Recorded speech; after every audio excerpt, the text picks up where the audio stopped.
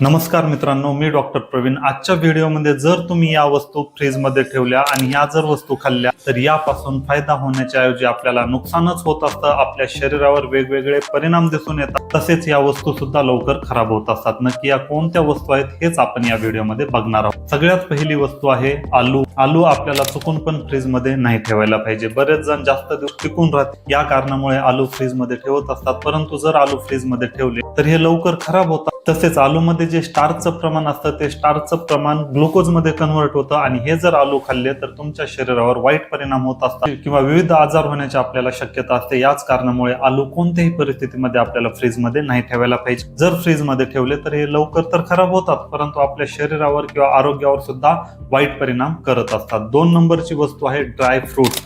बऱ्याच जणांना काजू, बदाम, किशमिश अशा प्रकारचे जे ड्राय फ्रुट्स आहेत हे फ्रीजमध्ये ठेवण्याची सवय असते।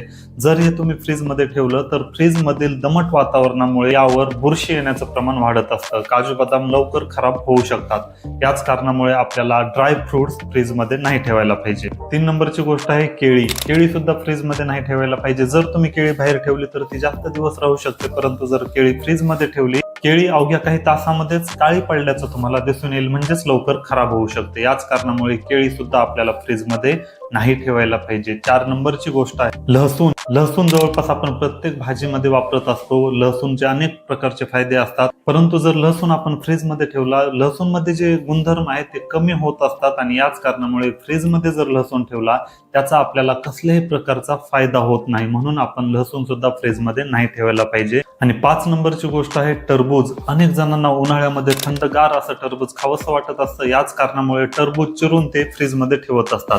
फ्रीजमध्ये ठेवल्यामुळे टरबूज थंड तर होतं, आपल्याला खायला पण आवडत असतं, परंतु त्यामध्ये जे अँटीऑक्सिडंट्स असतात त्यांचं प्रमाण पूर्ण कमी झालेलं असतं किंवा एक प्रकारे फ्रीजमध्ये ठेवल्यामुळे जे काही टरबुजापासून आपल्याला फायदे होणार असतात ते काहीच फायदे होत नाहीत। तर या कारणामुळे हे 5 पदार्थ चुकून पण फ्रीजमध्ये ठेवू नका, फायदे होण्याच्या ऐवजी तोटेच होऊ शकतात।